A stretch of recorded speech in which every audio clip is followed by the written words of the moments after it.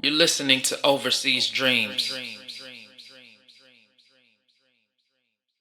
Okay, what up, y'all? It's Sky Blue, and you're tuned in to Overseas Dreams Radio. And if you know me, you know I love overseas and I love dreams. So this is easily one of the best stations on the planet. Shout out to my fan Melody. Paint the sky blue. You're listening to Overseas Dreams.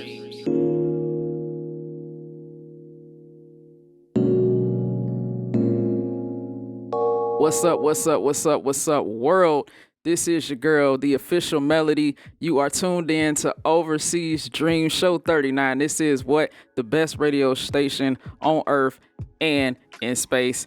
And I have a very, very, very, very, very special guest. Please tell him what your name is, sir.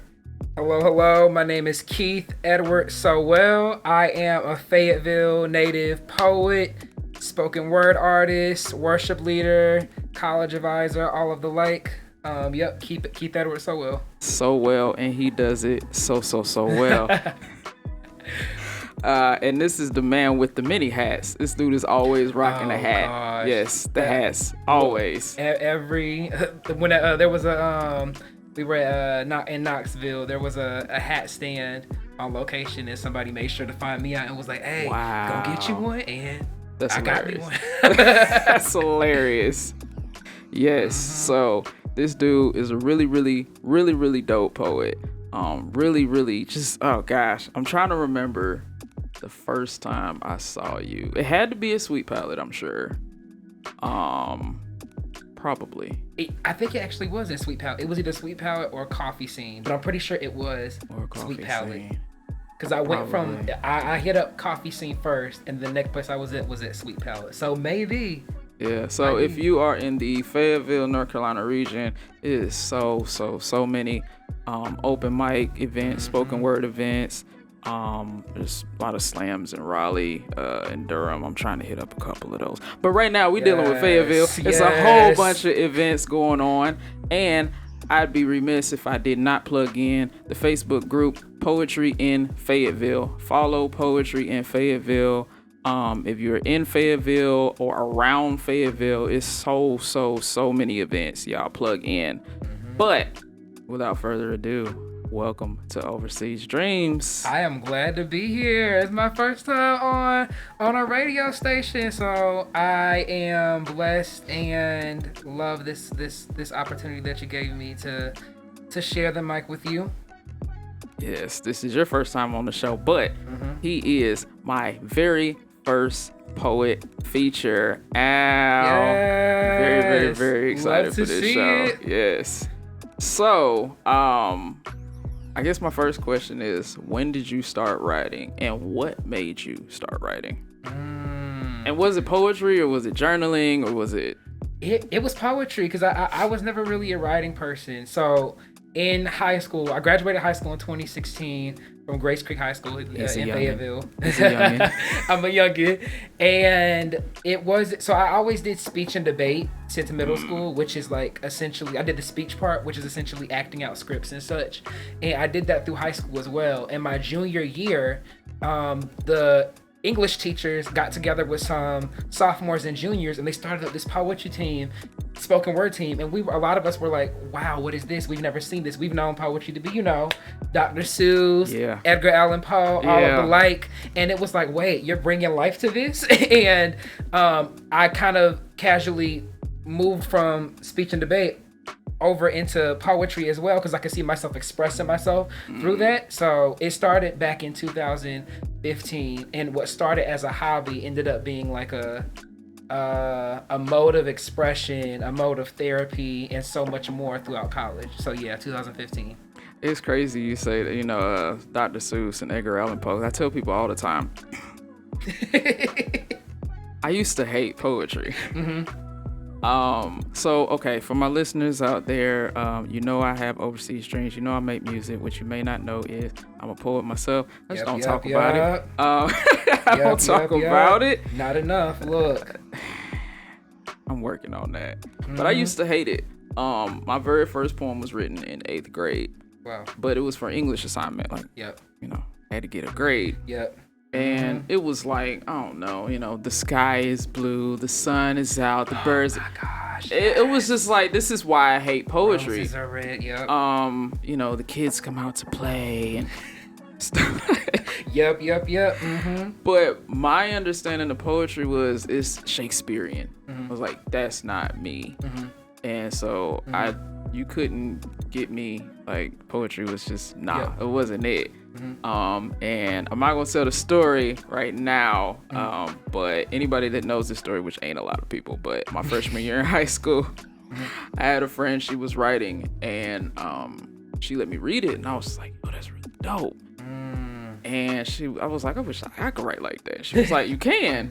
Yep. And I was just like, nah, I can't. She was like, yeah, you can. So she gave me till fourth period to write a poem. This was second period. And I didn't know what to write about. And anybody listening, if you know this story, then you know the blanks that I'm not filling in. But I wrote about something.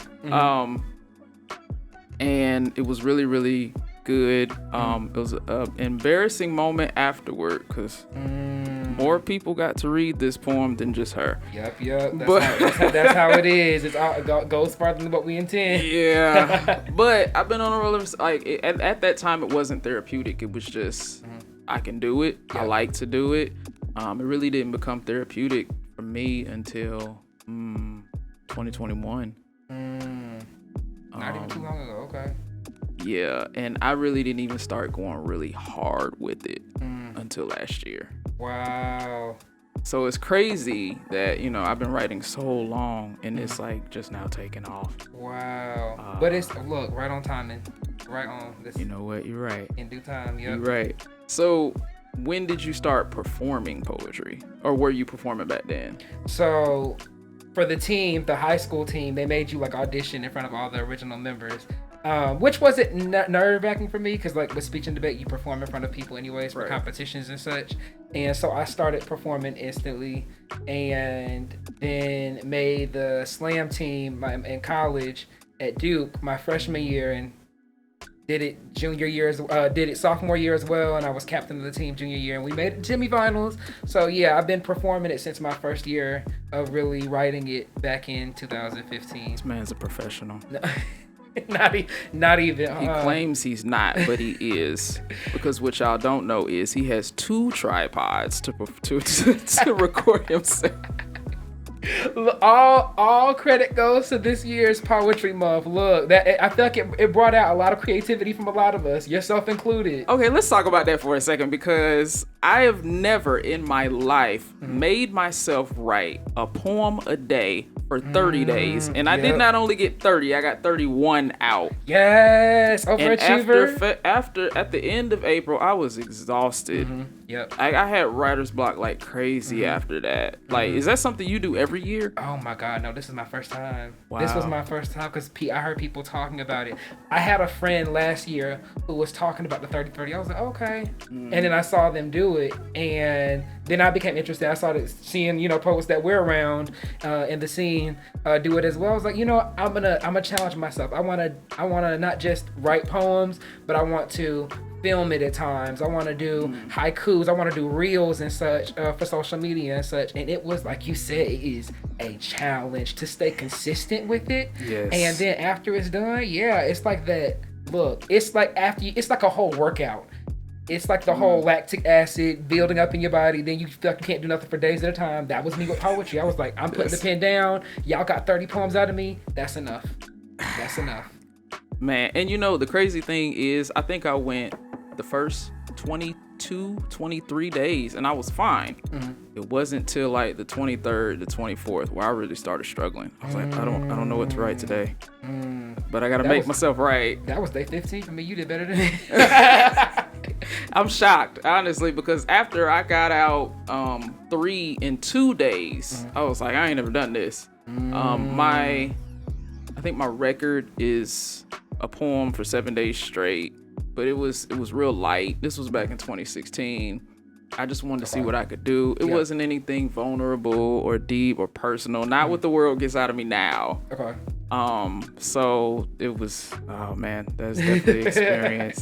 Those were the days. Definitely. I don't know if I'm gonna do it next year. Maybe you every say other that, day. but look, it'll come up closer, and then you'll feel that urge. You know, there'll be, the the poet pressure. The poet pressure. The poet pressure. Yes. So yeah, I mean, yeah, I think I'll definitely do it or try to challenge myself again. I can see both of us doing it. If you say so. Do you get writer's block? Yes.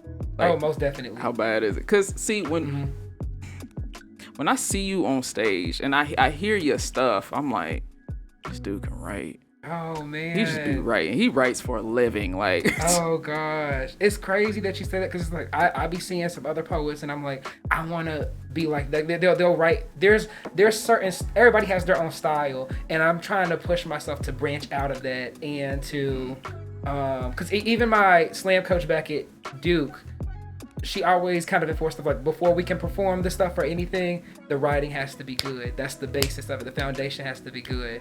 But yeah, no, I definitely do get writer's block. The worst it's been is with the span of a year after COVID hit, and because the thing is, the poetry team, we were going to competition. We were going in strong. Like we felt we could make finals. We had so many group poems and individual poems and such, and the team was great. COVID happened, and that weighed heavily on me. I didn't touch poems for a whole year. Then I came back and slammed in Durham once. It didn't go well, and so then I put it down for another long time. But yeah, I would say a year has been the worst for me. But yeah, I definitely do get writer's block. It happens. Wow. Yep. It most definitely does. So for y'all listening, Keith does get writer's block. Would you say you have a style? Would you say I have a what? A style. A style? I do. I think I didn't realize it until my detour coach, LJ Bowen. Shout out LJ. Yep. Until he kind of touched on it, how analytical I can be, and I realized that with my style, I try to make every line have a purpose, or for it to all be cohesive. I feel like I always have like a overarching view of a poem before it starts piecing it together, and then I start detailing every aspect of that topic. And because I want the experience to be full. I want it to, if it's on social media, okay, what's with social media? Instagram, Facebook, but not just that. Comment sections, bookmarks, stories, all that kind of stuff. So I would say my style is I would say it's analytical and logic heavy, and yeah, just purposeful. Gotcha. Okay, so you see the big picture first. I'm trying to be like you when I grow up. What would you say your style is? I don't know. It's crazy because in college I performed like one a year. Probably only wrote one. No, I wrote more. I wrote more than that, but I would perform like one a year because we only had like one event on campus a year. Got you. And it was like, why not? And during those 4 years, those were the only 4 like Christian-based poems I've ever written. I don't know why it was that at that point in my life, but it was. But every time I would get up there, they'd be like, "Oh, you sound like you rapping." I'll look at them like, "I'm not, though." Oh, Like, yep. You can hear it too. It's the flow. It's your flow. Get out my face. And I feel like I probably have that same flow now. The difference, though, is my writing has changed drastically. So back then, I try to force myself to rhyme. Yep. Back then, I had to have a title. Yep. As you know, 99% of my poems do not have titles now. I don't even care about it. Yep. I'm not forcing myself to rhyme unless there's a particular word that I use, and I'm like, okay, let's go to rhyme song. Let's see. Yeah.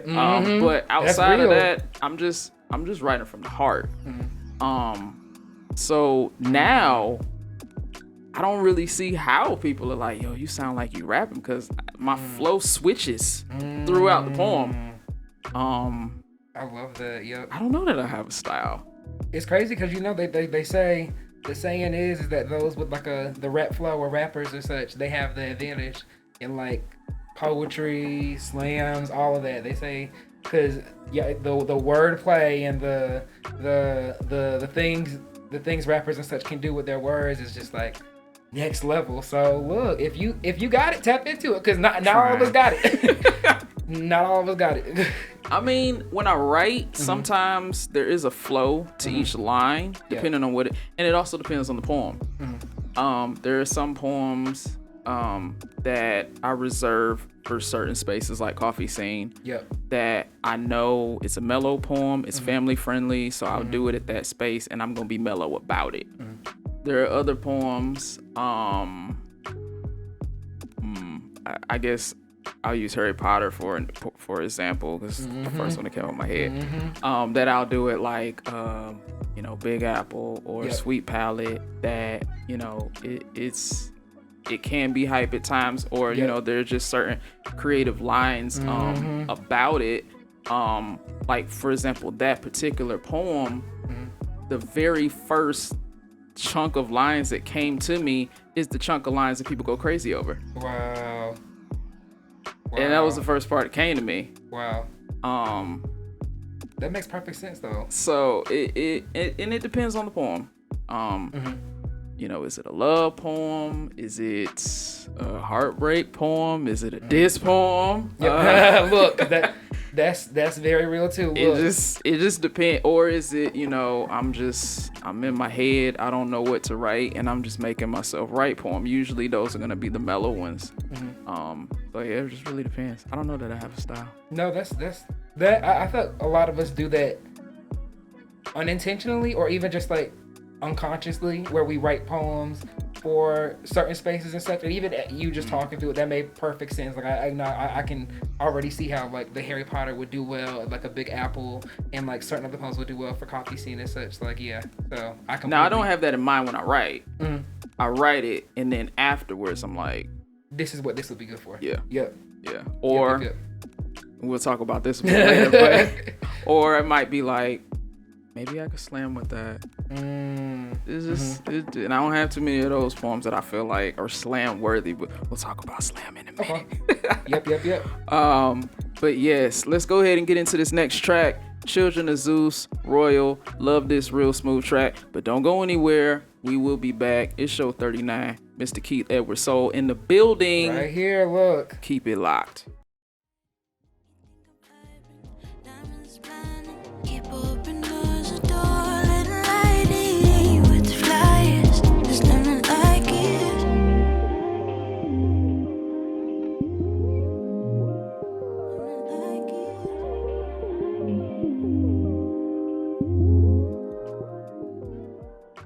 You're still tuned in to Overseas Dreams. I'm still your girl, the official Melody. He's still your guy, Keith Edward Sowell. Yep. And this is show 39. So talk about your book. And I'm not going to tell them what it's called. You tell them what it's called. Got you. So, well, first let me definitely say, it was never on my bingo card of life to publish a book. I never intended to do that. I don't think most people have that. That was never the intention. Goal. And it was last year in March of 2022 where I was going through another bout with depression, which I battled since my junior year in college. And it was in that bout I was, because faith is very important to me. And I was in a prayer session going through it, and it was this calling, like this telling me to even though that this time I'm in right now is deep, like this hole that I'm in is deep, to press on, to keep going. Ooh. And the moment it hit me, I was like, whoa, because I immediately saw it, like the word depression, which is what I was going through, and it literally, you can see, even though the letters aren't necessarily there, you can see the deep press on.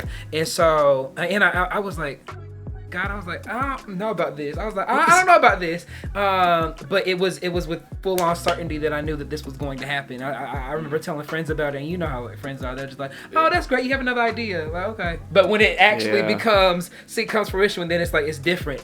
And so it was in November, this past November of 2022, where I published my first book. It's titled Deep, Press On. Yep. It follows mental health, depression, anxiety alongside faith. It's a 30 poem journey that I'm very, very proud of. Poems are in here that I never thought I would even see the light of day, in terms of ones that helped me heal. And I was like, this is for me. And there's poems in here that I never said out loud for over a year, because that was never the goal, that are in here though. And I hope that people can read it and, like me, find some healing in these words, because sometimes healing can come from other people, seeing that other people, like, you're not alone. You're not alone in this. And so that's the intention with this 30 poem book, Deep Press On. Deep Press On. So you got something you want to do from that Deep Press On, Mr. Sowell? I do. I got one. Okay. So this is a poem from, so the book is split up into halves. It's split up in the deep half that sees you traveling deep into the hole in the press on path. So I'm gonna do one from the deep side. This is titled The Performance, and I won't preface anything of it. I'll just let it go first. Go for it. And I might, snap like we do in the poetry community. You know what I'm saying? Yep. This man is dope. Y'all get ready.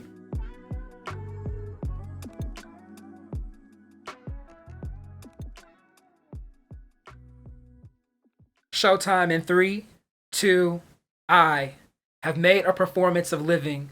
As a poet, I guess that's just a performer in me. Ready to flip a dusty page to light up this dead living room. I confide in saying I'm fine, giving myself time to find what's missing. Made a playbill of my life and called it a resume. Made trinkets of my insecurities, yet still broke since that don't sell tickets. So I study a scripture in case I'm asked, how are you? Respond with a decoy, delay the answers, portray them behind a mic to bleed out the poison I've showcased my problems so much they take it permission. Decided to stay. My anxiety comes on cue. It's never late for interviews or tests or radio events. It's here right now. In fact, I like to think I'm an actor, and how good I feel at the end of filming depends on how alive this walking skeleton appears to be, or how big of a smile this sadness can put on. I cover a clown wig with a church hat on Sundays, but you would never know that. That's how perfect the performance is, so perfect I never left the stage. The curtains don't close till the heart stops beating. The mic has attached to my vocal cords. I am the sound system, but not the director. The set is mine, but I don't feel in control. Empty seats with a sold out soul. I can uplift your spirits, yet disregard mine. Your delight and my demise, they intertwine to twist a new reality where depression feigns defeat, pain resembles pleasure, and zombie becomes zealous. And that's the thing about theatrics. When the character is so good, you can't see the carcass carrying it. A caricature created, a life behind lies. People tell me they prefer the truth of how I feel. Well, me too. Who do we think is the first person I lied to? Denial be the destructive defense, but it's healthy to make salads of the tomatoes and a feast of the fright. So I might stay in scene all life. Isn't that like a performer? To give their everything till the very end, fade to black with no applause promised. When the curtains close and the dialogue dies and the choreo don't flow, what will the critics think? This performance, was it worth it? Poem. I told y'all the boy is dope. That boy is dope. That boy is dope. He is dope. Much appreciated. How do you be writing? Oh gosh. How do you write like that? There's definitely, depending on what kind of poem it is, with a good portion of these, the ones that are more vulnerable and the ones that are more vulnerable and emotional, definitely with music. Music and allowing myself to rest in whatever it is I'm feeling and know that, hey, I'm here for me. I got me. Like I'm here. I exist. I matter. And to let those emotions go onto the page and don't hold back. I try to tell myself, do not hold back. Whatever you're feeling, put it there. Yes. If you feel like it shouldn't go there, put it there. Put it there anyway. If you don't like it, scratch it out later. Yep. Yeah. Look. Mm-hmm. Yeah. I actually didn't adopt that train of thought until maybe 2021. That's when I started going hard with the poetry and with my songwriting. Yep. And it was just like, just write it. Just write it. First thing that comes to mind, just write it. You don't like it, scratch it out later, but just write it. And so now I do experience less writer's block because of that. And now my stuff just kind of flows better. Yes, flow. Look. Yeah. How do you, if that's not a secret, how do you memorize your poems? Like, do you have a process? Were you memorizing stuff back in college, or is this new for you? So I've been memorizing. So this goes back to speech and debate too, because when you perform the scripts that you have to do on the speech side of things, you have to have them memorized. Gotcha. And so the memorizing kind of took place even back in middle school, and I found it kind of to be easier to memorize. But in college, there were certain tactics and techniques that my coach kind of offered to us that have really helped me, which was off YouTube, which is essentially writing the first letter of every word and whatever it is has to memorize. Just write the first letter of it, but write it in the blocks and the stanzas, however you see the poem. Just do the first letters though. And what happens is you're gonna read the poem as you write it first, and then just the first letter several times. And what that does is your mind starts to fill in the blanks. And so it's I forgot what the technique is called, but it's a technique in psychology. So your mind starts to fill in those blanks, and when you're doing the poem without a phone, without a book, your mind is like, it's like a muscle memory. So that's been a tactic for me. Speaking it into a phone, voice recording, and playing that while driving, because we listen to music while driving, so I might as well listen to the poem. You got to get it memorized anyways. It makes sense. Those two techniques definitely. Like, I'll do voice notes, but usually only time I play it back is if I'm making a reel, if I'm making a reel. Never listen back to them while driving. But see, my stuff is short too, so then I feel like I'd be fumbling with my phone. Not supposed to text and drive. But no, that's an idea. Huh. Yep, definitely try it out. There was, and even going back to the first letter thing, I realized the parts where I struggle with memorizing, it helps for me to do like pictures or symbols associated with that stanza or that group, because then my mind starts to put a picture, and then I'm like, okay, I know where I'm going with this now. Yeah, sometimes people don't realize it, but even when I'm performing stuff, there'd be conversations in my head like, hey, don't mess this up. You can't mess this up right now. Like, focus. No, you need to be in the poem. No, you need to so it's that sounds distracting. It can be, but I noticed that it happens when, like, especially in slams, when the pressure is on. I'm like, I guess it's a way for me to calm myself down. Like, hey, you got this. But at the same time, don't mess up. But you got this. No pressure, but pressure. But yeah. How long does it usually take you to memorize it? Like, if you wrote a poem today, when could you have it memorized? I could have it memorized in it. So if I'm doing like a full 3-minute poem, that's about like 2 pages or 2.5 pages, I could have it roughly memorized in about an hour or 2 hours. Now, when this man's a professional. When you put me on the spot and I gotta recite it and people are watching this, nerves come into play. And so I would say full on memorized, no mistakes and such, 3 days. Because professional. This man's a professional. You said roughly in an hour. I could say roughly in an hour. But you know when you have a poem memorized, when the pressure is on, when you're up there with the mic, the lights are on you, and you can do it. And another tactic my coach always said from Duke, put loud music on, whatever music that you listen to, the loudest and distracting, put it on and recite. If you can recite it through that, that's how you know you got it. Okay. Yep. It's crazy because, and this is also depending on the poem as well. If it really hits me, or if there are just a whole bunch of clever lines, I'll find myself playing it over in my head unintentionally while I'm trying to go to sleep. Yep. Now that doesn't mean I'm gonna have it memorized when I wake up the next morning. But at least in that moment while I'm trying to go to sleep, I could probably say it out loud without looking at my phone. that's usually the main time when stuff plays back. I can relate. There'll be times where I'll be trying to fall asleep and I'm over here reciting poems. And I'm not even trying to. It's just like I'm trying to go to sleep, and it's just like da da da da, and it's like no. Yep, it's the mind be wandering. It goes where it wants. Yep. So I know you were, speech and debate, and you said you were slamming in. Yep. Yeah. So what made you want to slam post college? Ooh. And what made you want to try out for a slam team, which we're gonna get into in a minute? Yep. So because the pandemic that we all were in, I didn't graduate traditionally in the sense that I didn't have a graduation. Like I didn't walk across the stage. I just got a diploma sent to me, and it was, and of course with our competition and such that we've been preparing for, this is gonna be my last one as a senior. Like I'm capping again the second time. It doesn't happen. So that was when I didn't write for a whole year, and then eventually you start missing it. Like you know what, I want to go slam, and then that's when it hit me that I look at it like college, you're an adult.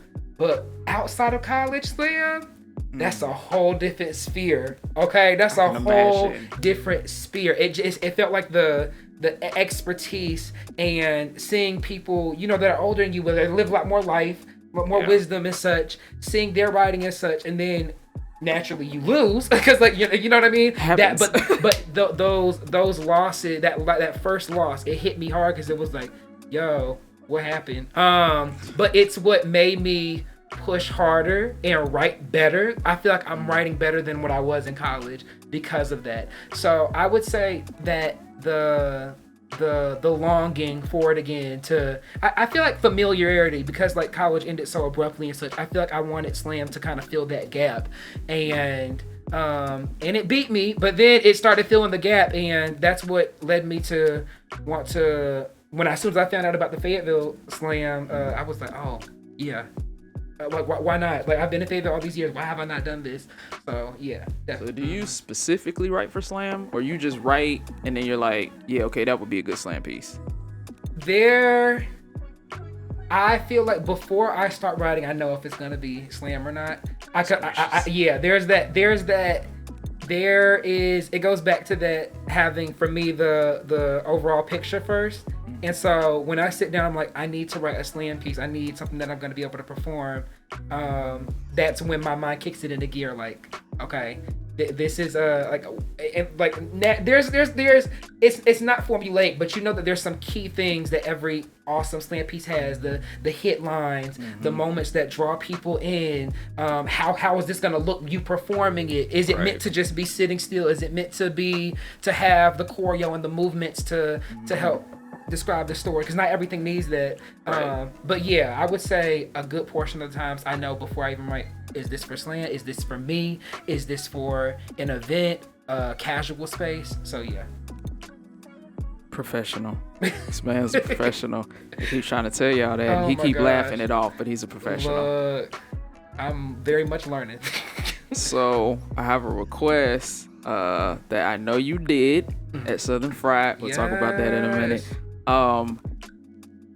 I don't know the title of this piece, and I'm not even going to give a disclaimer, but you know what the request is. So would you please do that for me? Yep. This is called Unpacking the Oreo.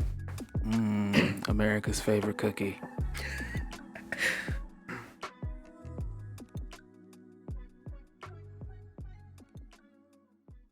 If I could go back to when I was first called an Oreo, I would rip the seal off of what never should have been packaged, charge the perpetrator's copyright, and trash their plastic. So basic, I do harm if I recycle it. I'd write the recipe, document every ingredient y'all use to make the appropriated appetizer. 1, black cocoa bean. 2 is too many to control at one time. Add sugar and, of course, drown it in a gallon of milk. I'd be the food critic. Here's my review. Your product failed. You took a black person's identity when it contradicted white supremacy, tried to roast what can't be roasted, dunk what was not sunken, and manufacture what was God-given. You placed a price tag on my gifts as if they were yours to claim. And there you go again. thinking that you can purchase me as if I was on the market. Try to null and void the receipt of my 13th Amendment as if it wasn't paid in full by the same blood drenching your inheritance. Don't you know? A cookie is meant to be edible. Try to consume me. Then be prepared to choke on all the graves you stomped into the skin. Call your death a just cause. Count that. Reparations. Wait. You can't count. How you try to purchase a life with $4 and some change. Do you never learn? Sam Porcello made the Oreo. Disrespect me by calling me a product of your granddaddy? I think not. The Oreo is white man creation, but I am not white man creation. You thought your snack was symbolic? Please. White soul can never withstand the pressure of being within black body. This be unlearned experience. We be seasoned experts at being the impossibly possible, at becoming resistant to the immune system of this earth when it treats us like disease, at using the crap that you give us to fertilize the garden that is our prosperity. Did you catch that? I said we be seasoned, as in not bland. As in full of flavor, as in you gon' dang sure taste every bit and recognize us as black. Oreos will dissolve into the blankness of milk, but we will not assimilate, refuse it to disintegrate into the whiteness that is you, might just refuse to integrate into the whiteness that is you, because we are not products to be packaged in the rows that you have aligned. America's favorite cookie? America wishes. Poem. Woo! Y'all, that is my favorite so far. Oh, God. I think the first time I saw you do that was at Big Apple. Yep, Big Apple. And I was just like, okay, first of all, I've never heard this one. Mm-hmm. And I was just like, oh my. It was Keith. one. It was one. It actually, it was written back in college, but it was, I feel like going through high school in a predominantly white high school and such, and hearing all the jokes and such that was made towards me, and like, well, when I would do good in class, it's like, oh, you're not really black. Oh, you're smart. Oh, you're quiet. You're not really black. Oh, you don't, you know what I mean? All the negative attributes being tossed onto me. I feel like I just pushed that down, and it wasn't until college that I realized how deeply that did affect me, and like how wrong that systematically is.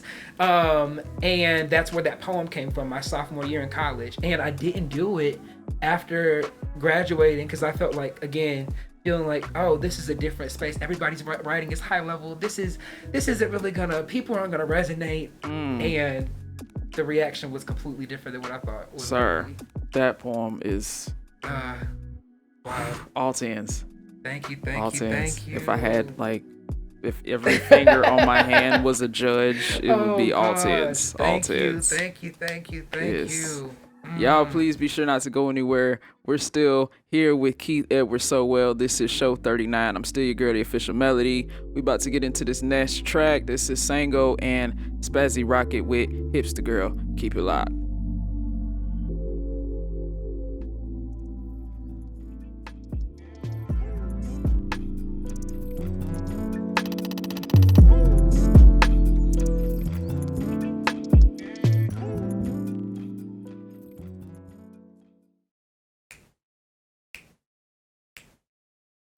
When the conductor made me a constructor, I built a string tree from my left arm and a bow from my right.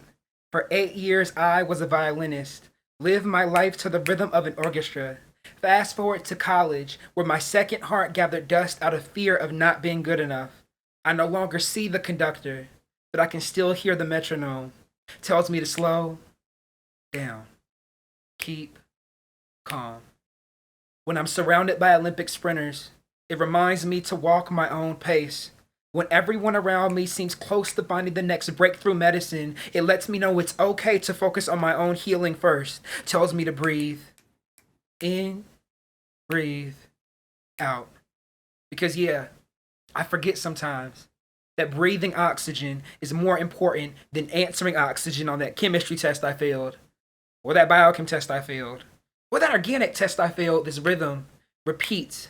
I move it faster, but 4/8 notes is still 2 beats. Just more notes in a measure, just more L's a semester, leaving me lost in a lyric, lagging on loose land. forgetting that the first shall be last, thinking that the last shall be less. Listen, I lie so much about my future plans just so people will stop asking what I'm doing with my life. Now, sometimes the lies are so good, even I believe them. I forget that I'm actually a failure, a fraud, but fear not. The anxiety is quick to remind me, I had a panic attack before a meeting I had to lead. I actually set a timer for how long I had to cry. That's what I did in college. Sign my life away to time. Maybe that's why the time signature comes first in music, to remind you that your pain isn't yours to schedule. Did you know you could feel claustrophobic in your own head, as in your skull is so busy trying to keep everything together, it doesn't leave room for your brain to breathe. Adrenaline rushing so fast, you don't feel the open wounds anymore. Wow, it's crazy how one fast beat can ruin everything. I was never good at playing 16th notes. They move so fast that I always lost control. I feel like I'm always losing control. I just want it to stop.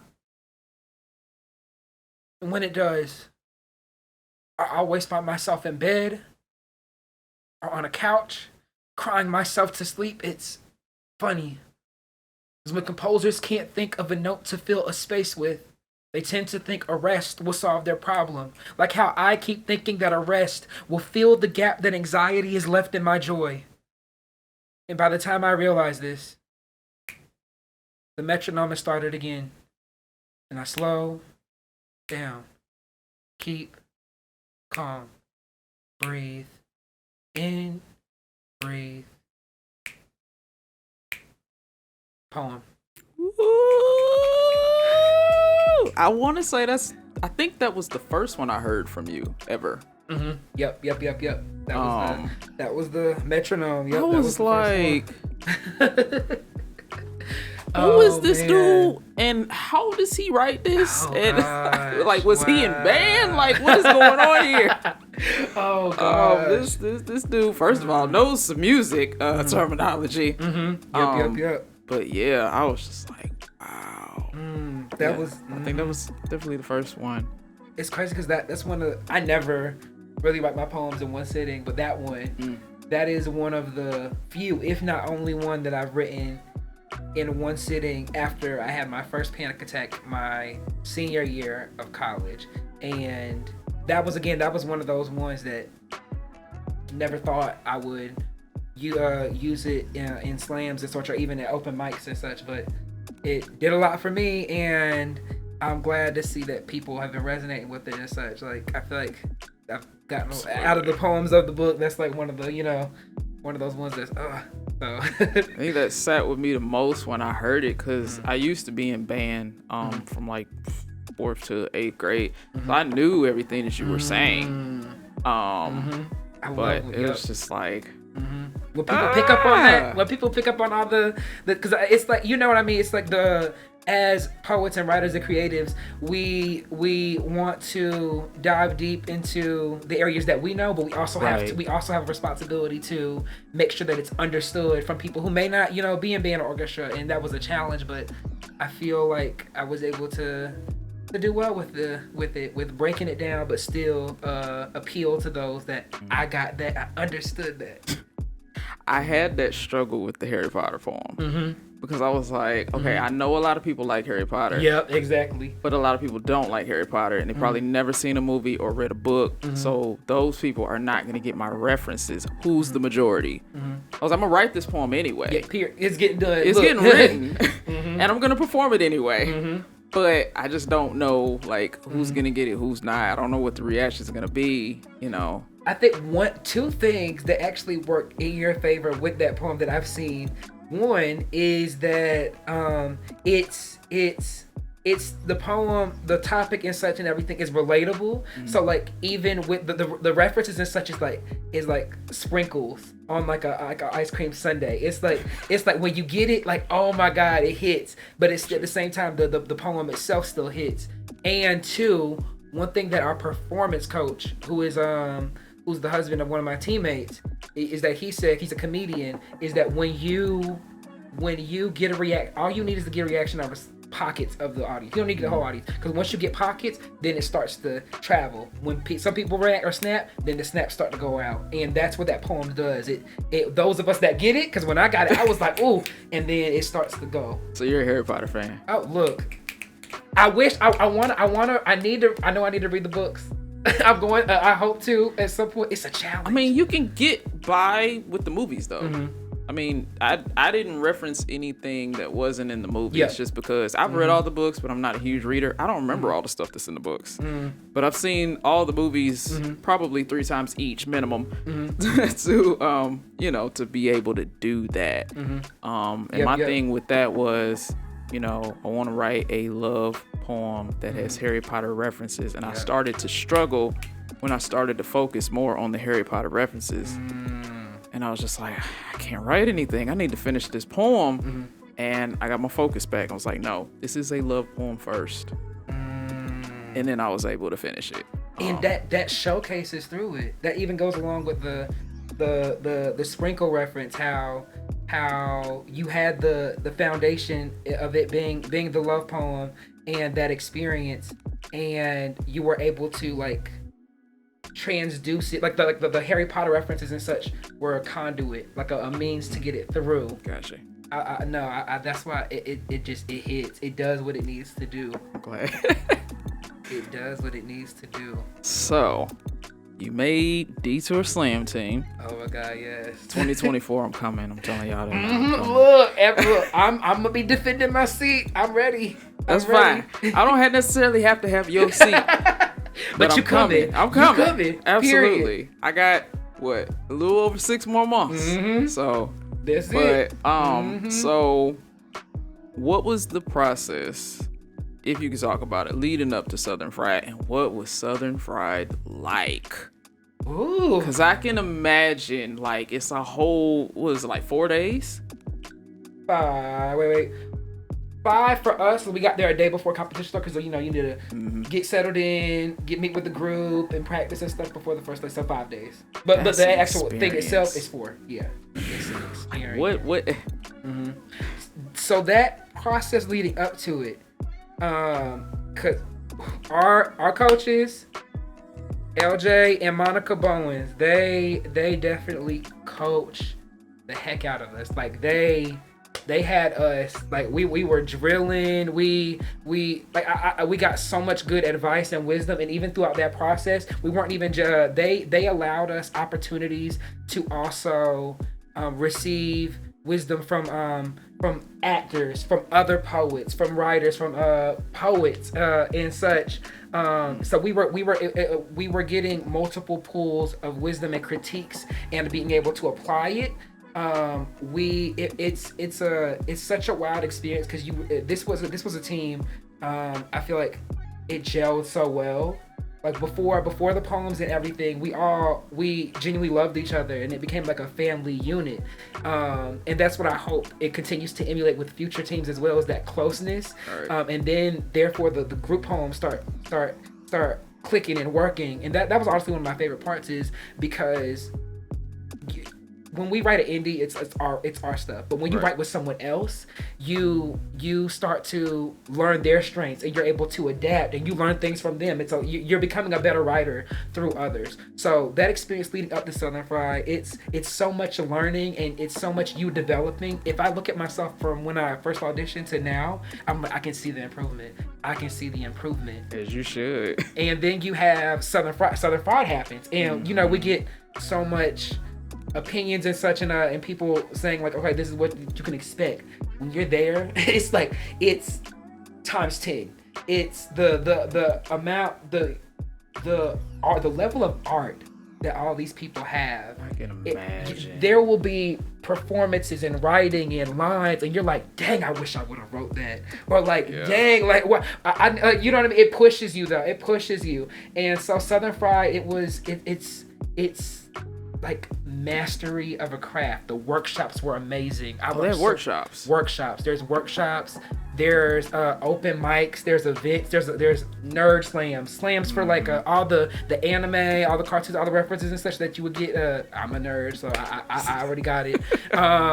There's LGBTQ slams. There is haiku slams. I think Monica said there was an erotic slam. There was an erotic slam. There's so many other slams outside of competition, and then when you get to competition, and everybody means work. Like everybody's throwing up their best, and you see the level, just the pressure starts to ride you. And I feel like with us, we had even more of a challenge because Fayetteville has placed its highest last year at 10th, and this year out of 2018s we were like, even our coaches could see it, like it was like we can make finals, we can make top 4, we can do this. So it was competition. It was wild.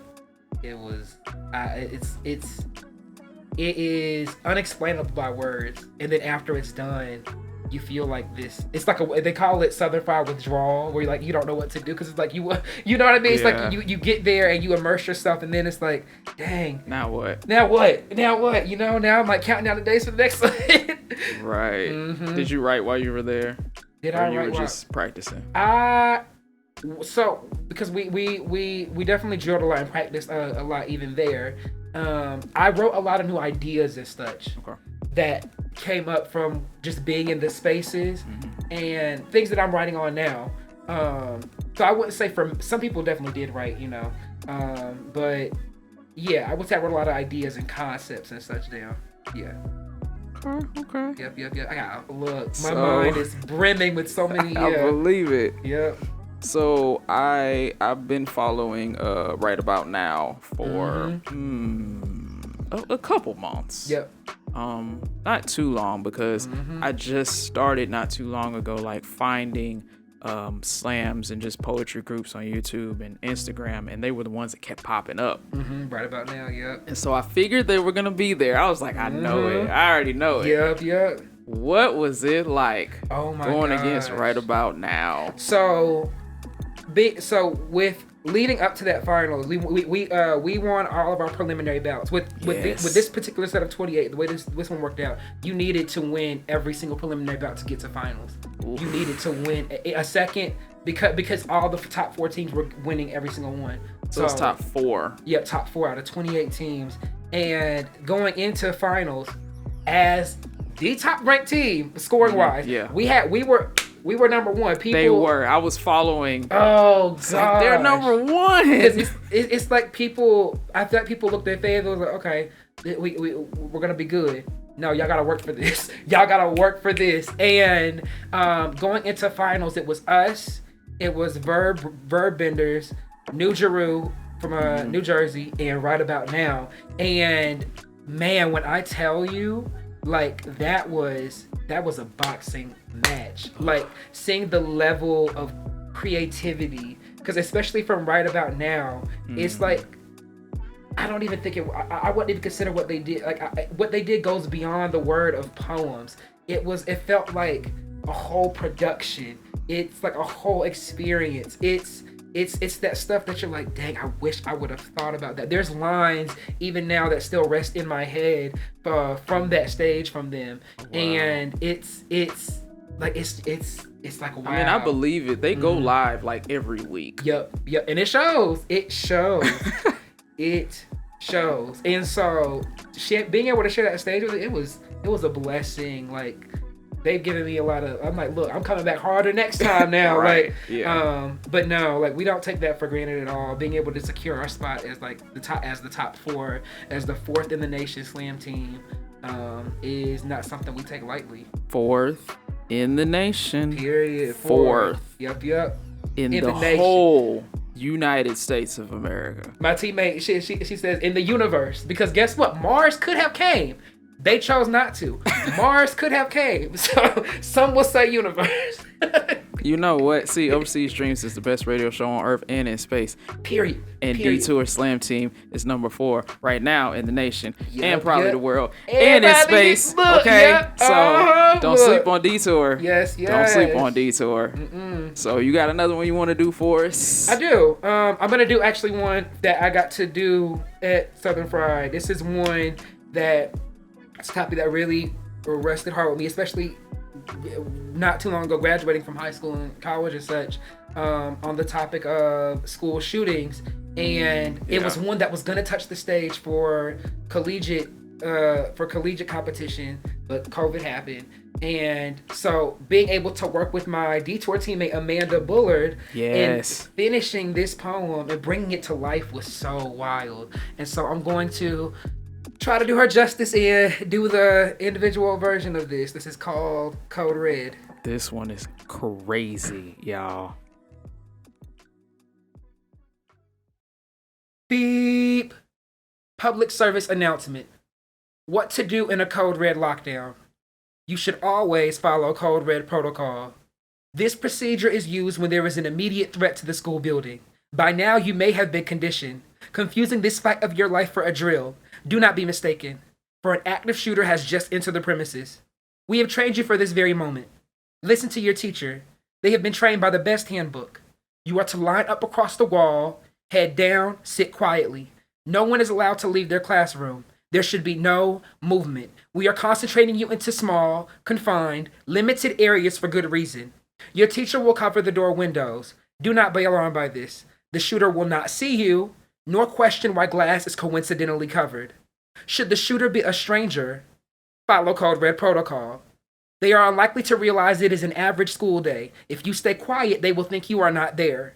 Should the shooter be a student, follow code red protocol. Trust in the odds that they don't remember these hiding procedures we drilled into them last week. If this all sounds confusing right now, breathe.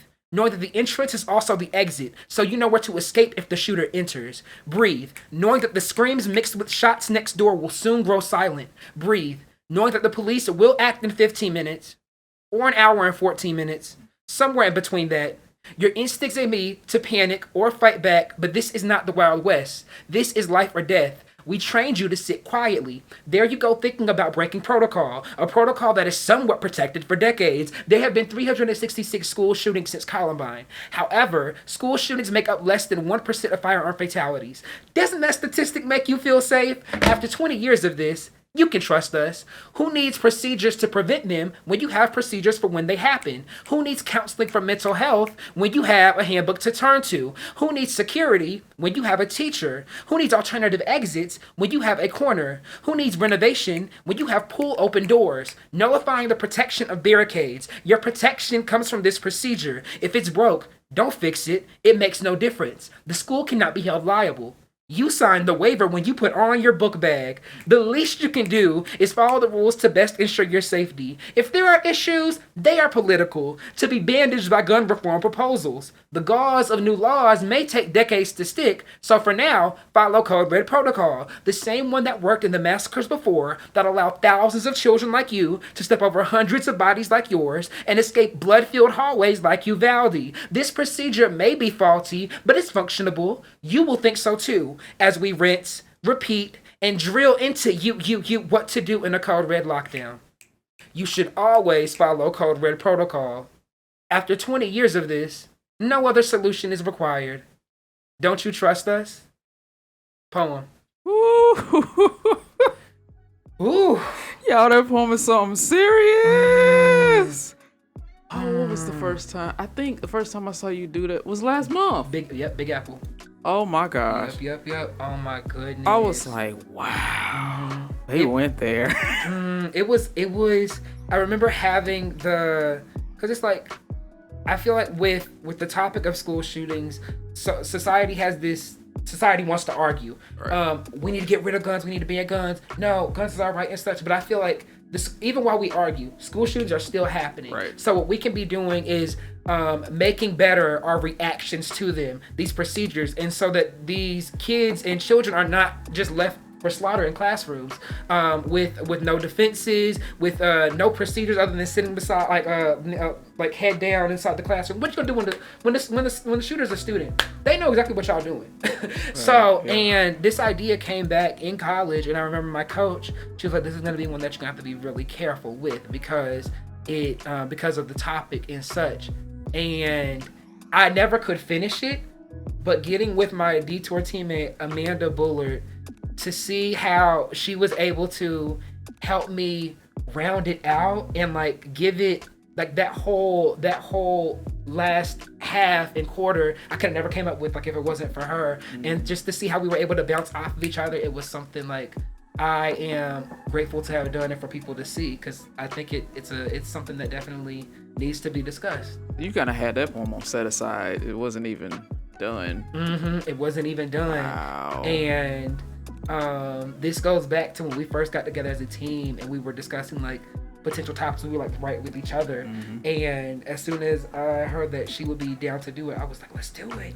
And I'm overly grateful to see like how far and where it landed, and us being able to not just use it to finish out a prelim bout, but to have it touch final stage in front of everybody. Right. Look, it was everything. I promise something serious.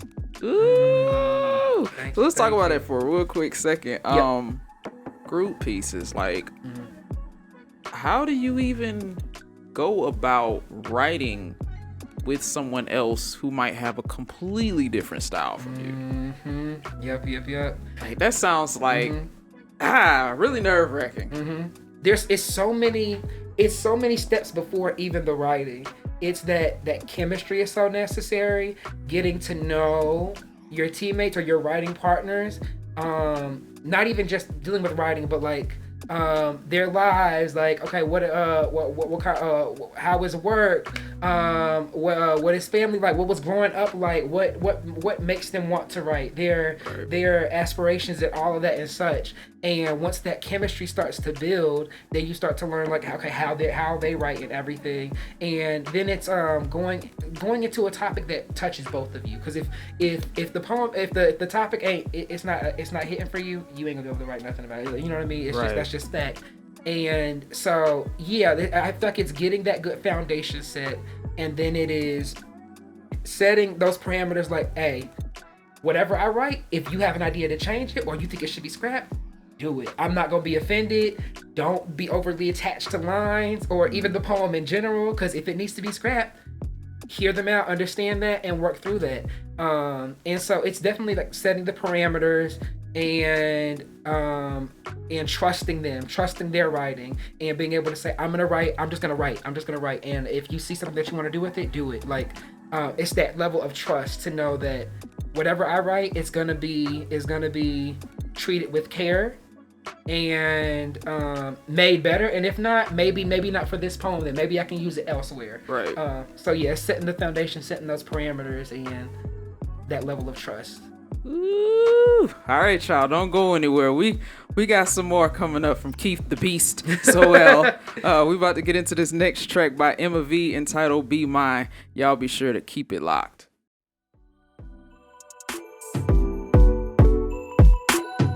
You are still tuned in to Overseas Dreams. This is show 39. I'm still your girl, the official Melody. He's still your guy, Mr. Keith Edward Sowell. Right here. And he does it so well.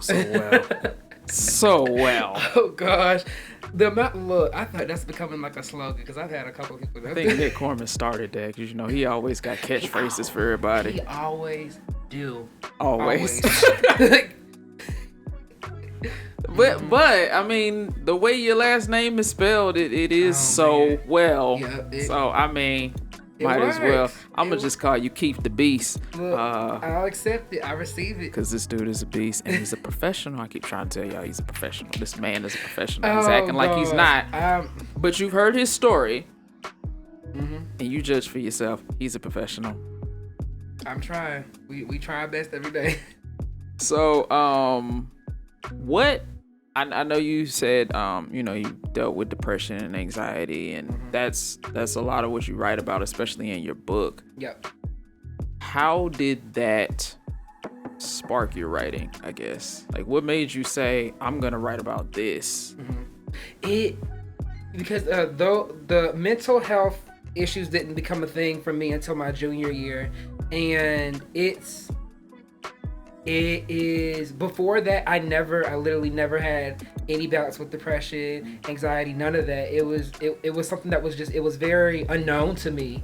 And when it happened, it was a dark period of my life. Like in my heart of hearts, I felt like I knew what was happening, but I never could say it. And it wasn't until I could say it to someone and say, this is what this is, that the healing process started to happen. And even though it's still here, it's like it's never been that. It's like that was the bottom of the bottom.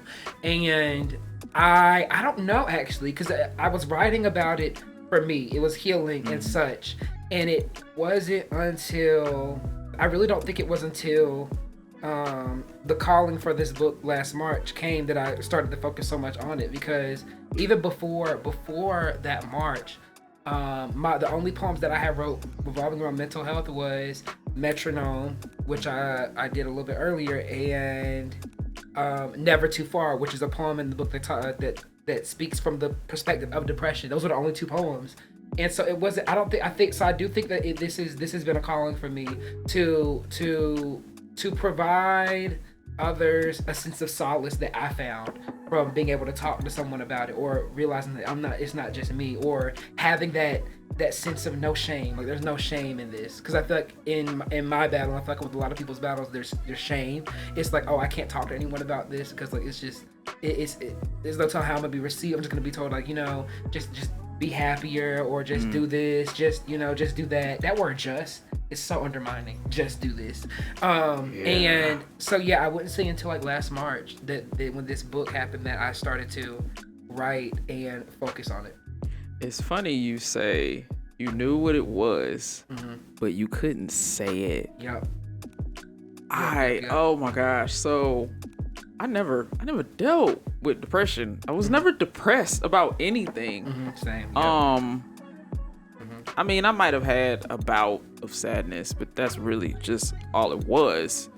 And people in those moments, people might be like, "Are you depressed?" And I'm like, "No, just sad. It'll go away in a week," and it did.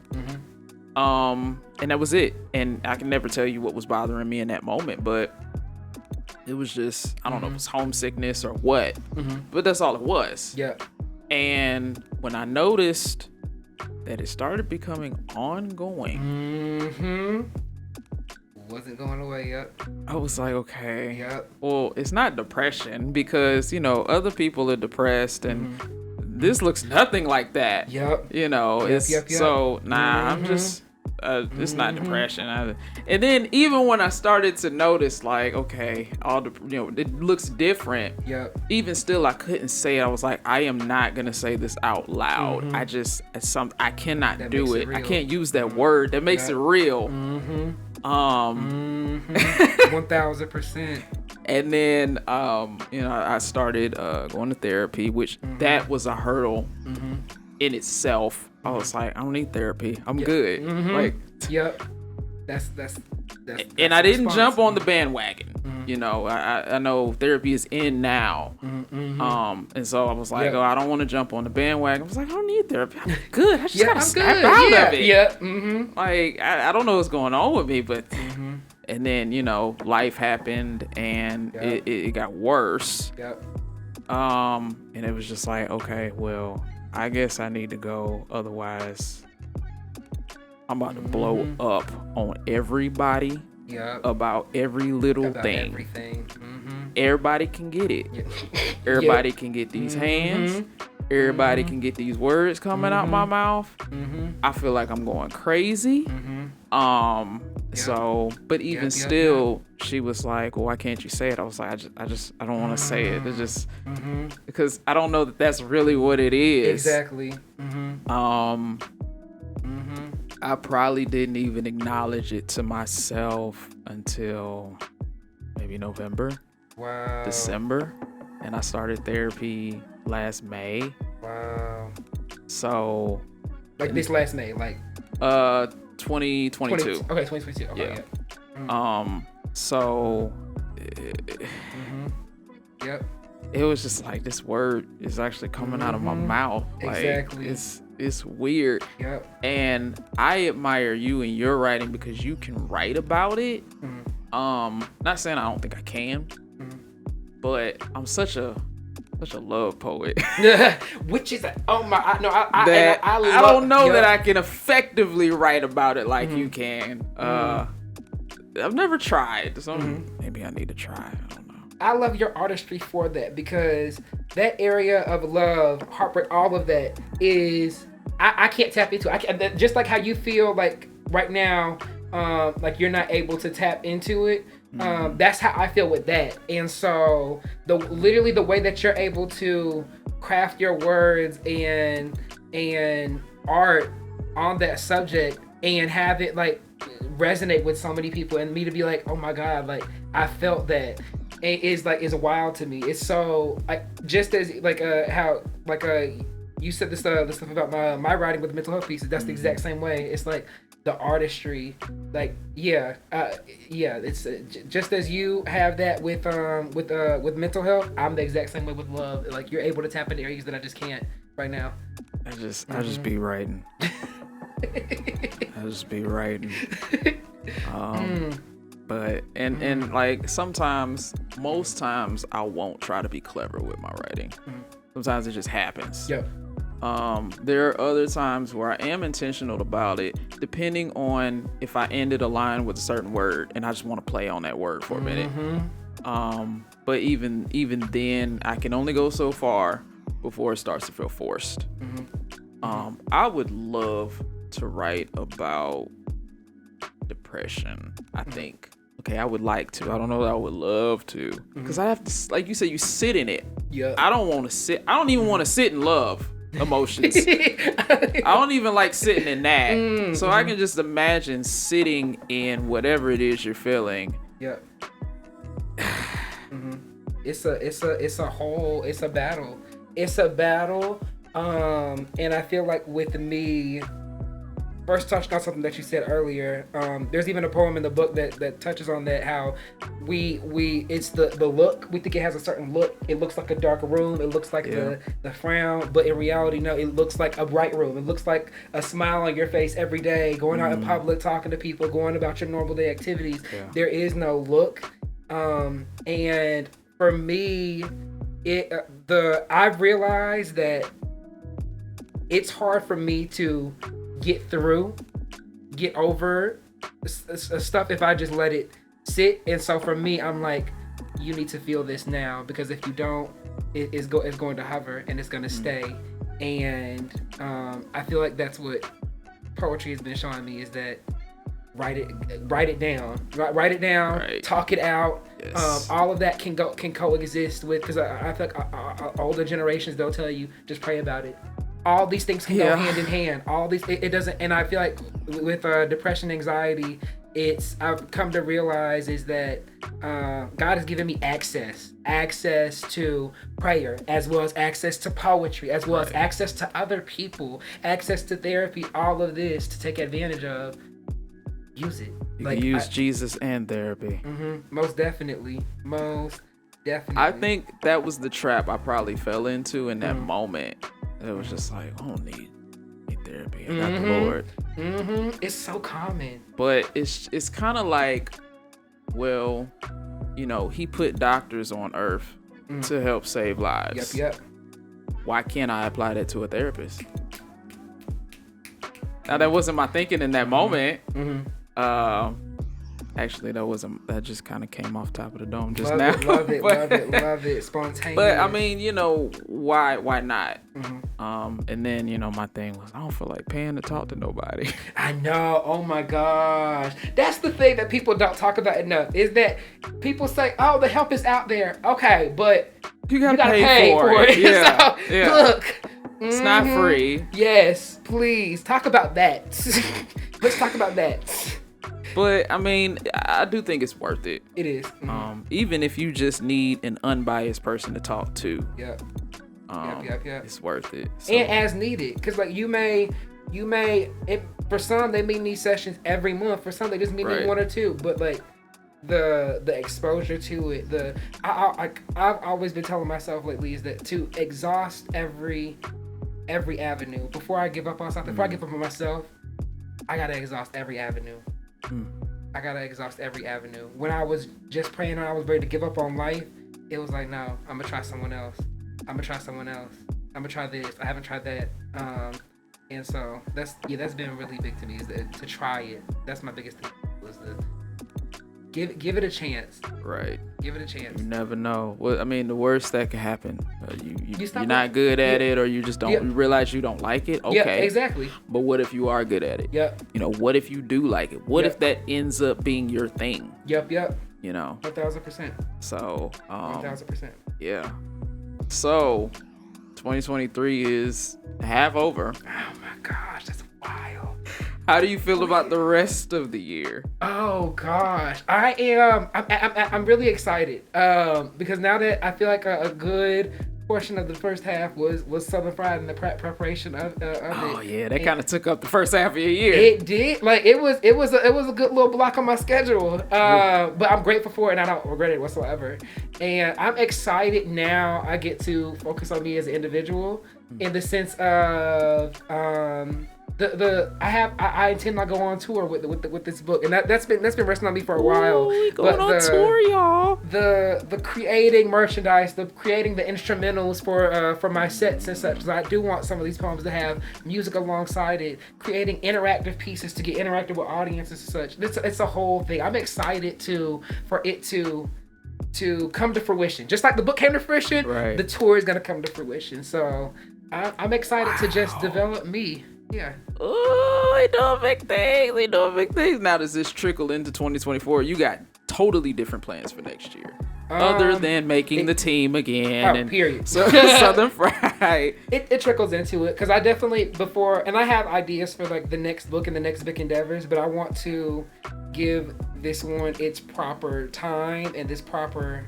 air, and proper life and the exposure that it needs. There's no I try to encourage myself whenever doubt seeps in and like, oh, you're not good enough or da da da. It's like, is my doubt more important than the change or the healing that this can bring to other people? Is my doubt really worth it? So I encourage myself by saying that I think that it needs to be heard by more people and such. So yeah, I think it'll trickle into next year as well. Ooh, yeah. The boy about to do big things. Actually, ain't no about to do big things. He's already doing big things. He's just about to do bigger things. Mm-hmm. Yes, I receive it. I'm a number 4 poet in the nation. Yes. Global. Universe. We'll be number 1 though. Period. Look, that only up from here. Only up. That's the only direction they follow, because they don't follow directions they need to. But they do go up. I love that. Up. Oh gosh. They do go up. Mm-hmm. So, where can the people follow you? People can follow me on social media. I'm on practically all of them.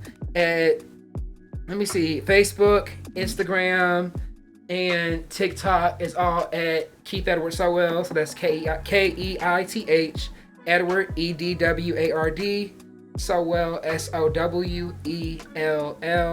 That's on Facebook, TikTok, and Instagram. And then anything else, Twitter, Pinterest, LinkedIn, that's just at the Keith Sowell. So at THE Keith KEITH Sowell SOWELL. So yeah, all my social medias, people can follow and keep in touch, get in contact with me, as well as my website, because I have that.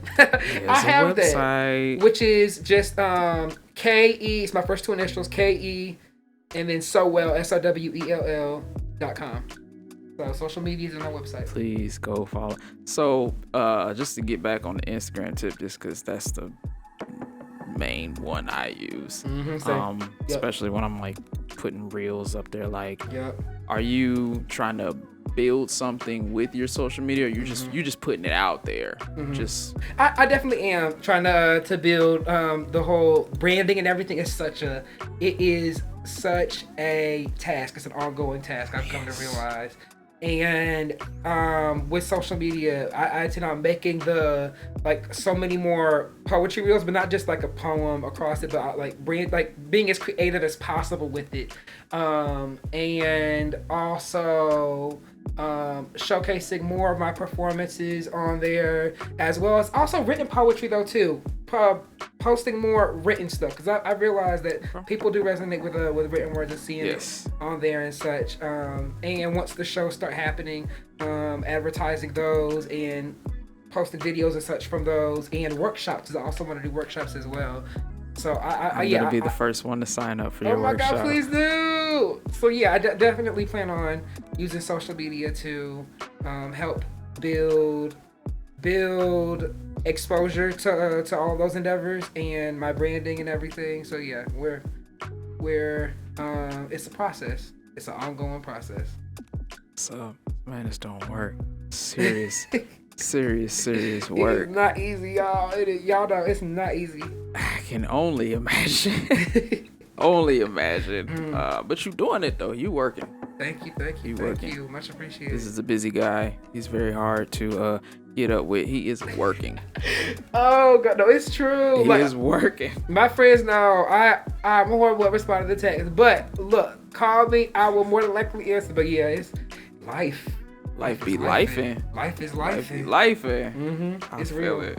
Yep. Well, thank you so much for joining me on Overseas Dreams, the best radio show on Earth and in space. Period. In the universe. Thank you for being my first featured poet. That was intentional. Actually, I wanted you to be first. Wow. I love it. Absolutely. Intentionality is everything. It hit me like a month ago, maybe.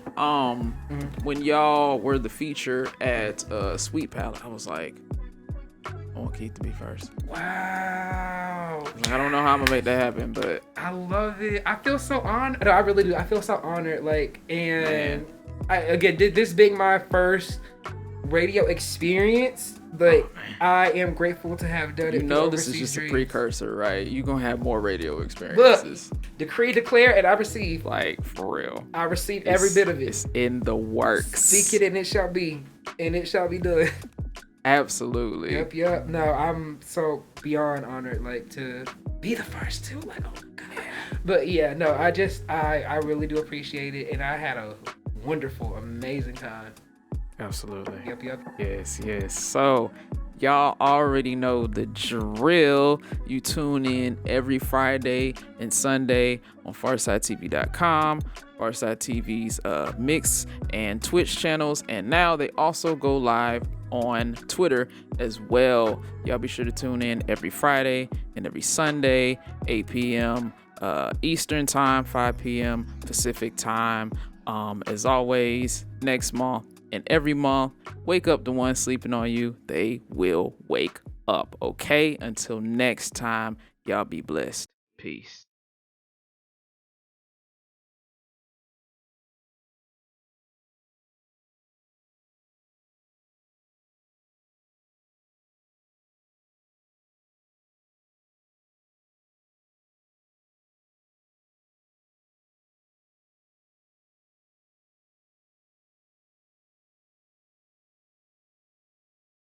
You're listening to Overseas Dreams.